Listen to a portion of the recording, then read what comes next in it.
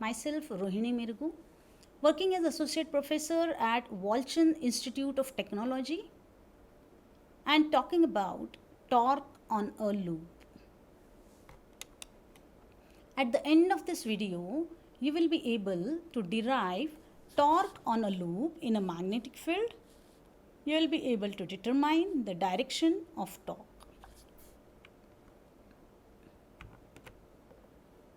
So before I go to torque, let us talk about what is the force that is acting on a current carrying wire in a magnetic field. So here you can see north and south poles. The flux lines you can see moving from north to south. This is indicating B bar or the magnetic flux density, which is B bar.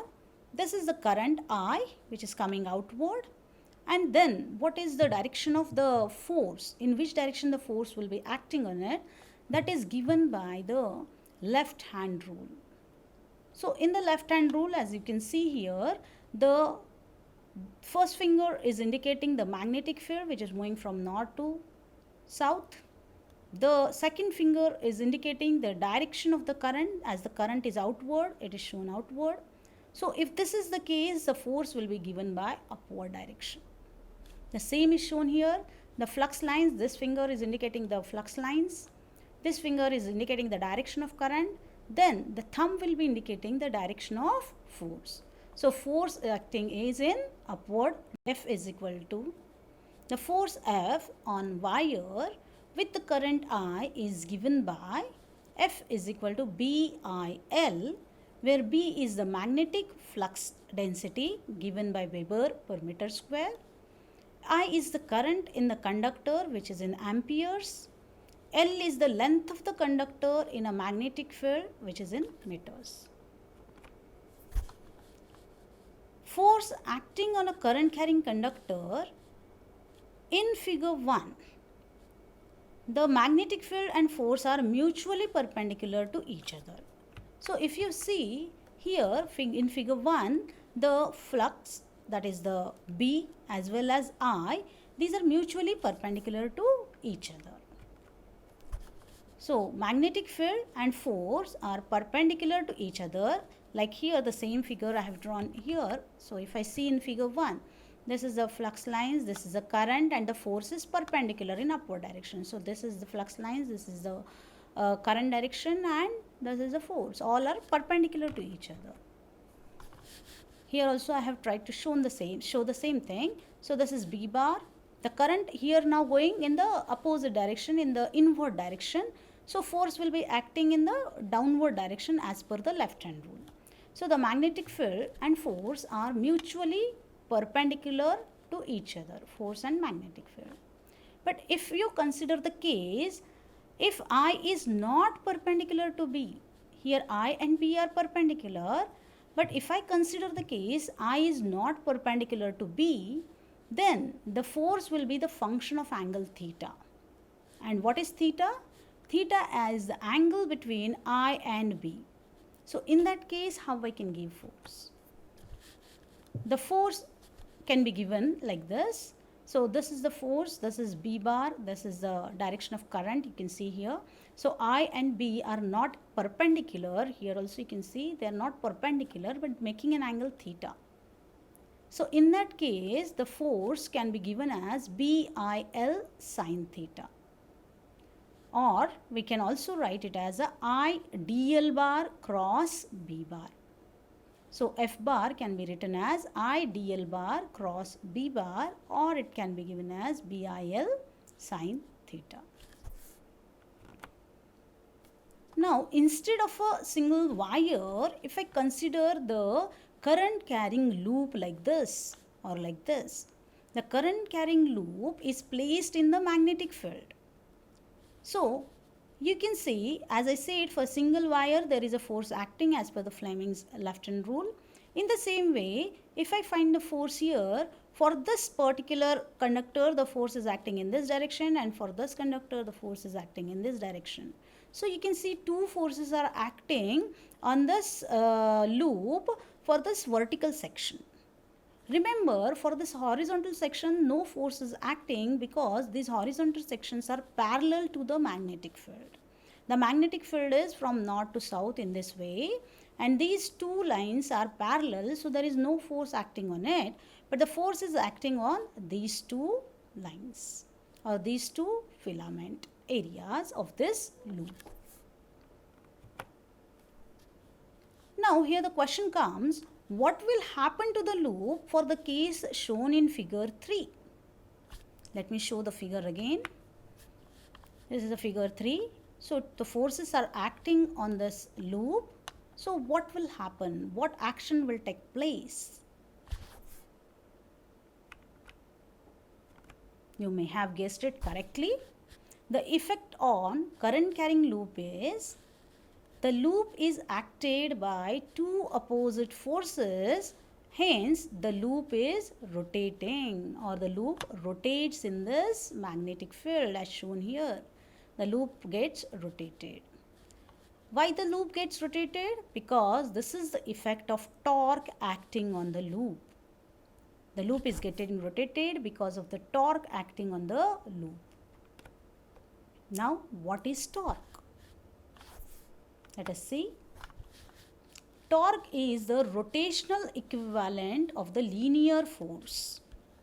It is also referred as moment of force, rotational force, or turning effect, depending on in which field of study we are considering.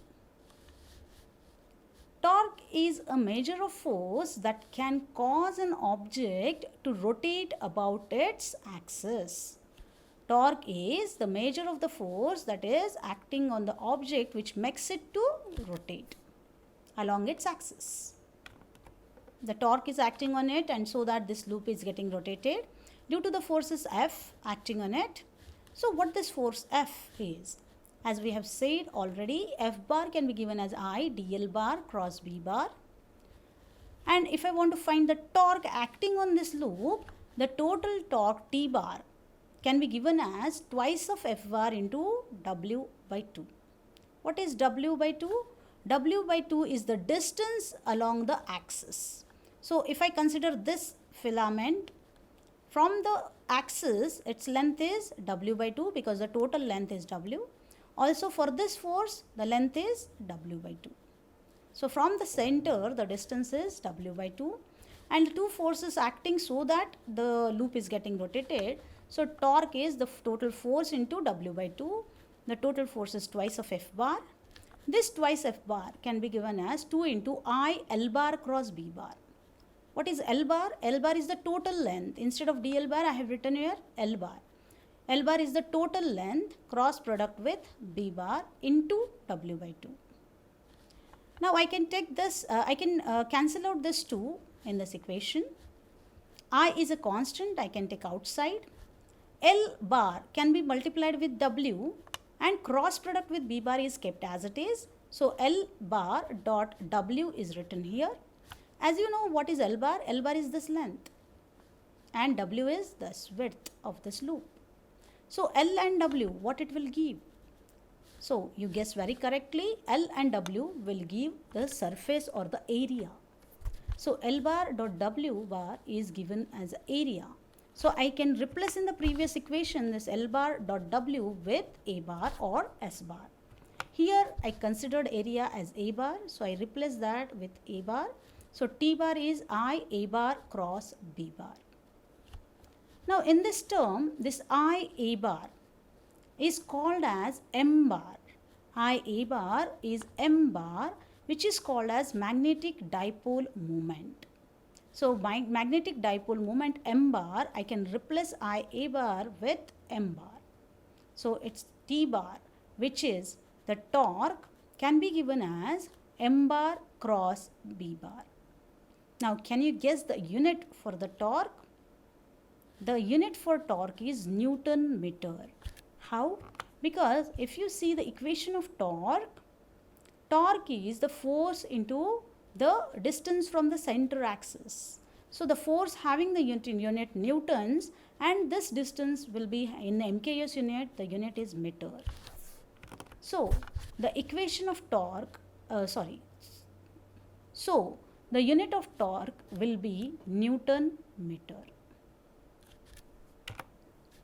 So torque can be given as T bar, which is M bar cross B bar Newton meter, where M is the magnetic moment which is given by the unit ampere per meter square. B is the magnetic flux density having the unit Weber per meter square. Then this torque T bar can be given by Newton meter.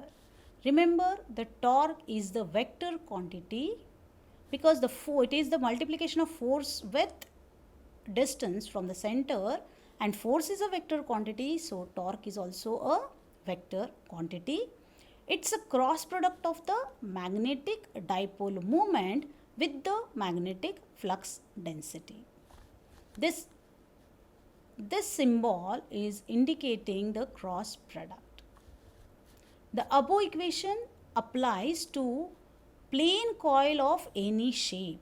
So as I have shown in the diagram, the coil is of the rectangular shape, but it's not mandatory. The coil can be of any shape, and the same equation of T bar equal to M bar cross B bar is applicable for the loop of any shape. Now let us talk about the direction of the torque. What is the direction of this torque? So if the fingers of our right hand are curled from the direction of R to F, then the thumb indicates the direction of torque. So here you can see the curved fingers are indicating the direction from R to F, then the thumb will be indicating the direction of torque. Or I can show like this. So this is R is the radius, this is the force. So from R to F, if my fingers are moving, then thumb will be indicating the torque. So this is the direction of the torque.